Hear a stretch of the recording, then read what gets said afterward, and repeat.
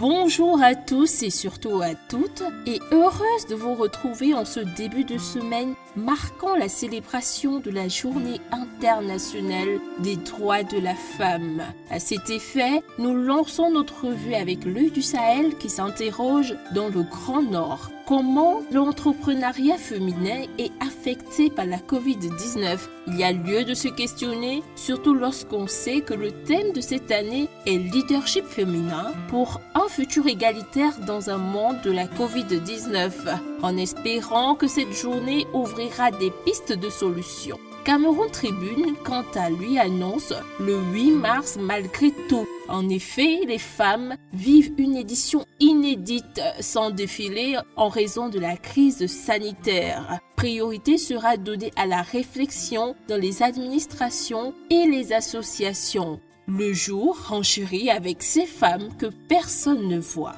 À découvrir en pages 2 à 3, la galerie de portraits de Camerounaises marginalisées. Nous poursuivons avec Info Matin sur la Covid-19. Dion Good réactive la riposte. En effet, le chef du gouvernement annonce l'acquisition d'un vaccin non obligatoire à très brève échéance. En parlant de vaccins, les vendeurs de vaccins s'affrontent dans l'intégration. En effet, la zone CEMAC est devenue un champ de bataille où s'affrontent des diplomates français, chinois, russes. Lire également en annexe de l'intégration Richard Evina Obama, l'endettement du Cameroun de A à Z. Nous allons du côté de l'administration pénitentiaire avec repère d'où Jérôme en flagrant délit en créant des grades et des postes n'existant pas dans les textes et falsifier la décision de nomination du 1er mars 2021. Mutation, titre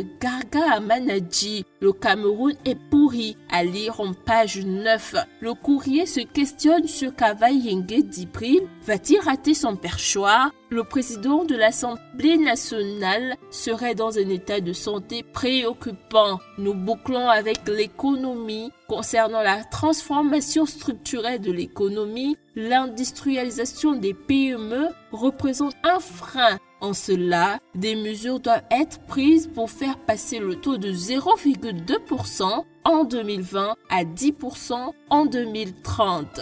C'est tout pour aujourd'hui. Merci de liker et partager si cela vous a plu et surtout de vous abonner pour ne rien rater de l'actualité camerounaise. Bonne fête à toutes les femmes. À demain.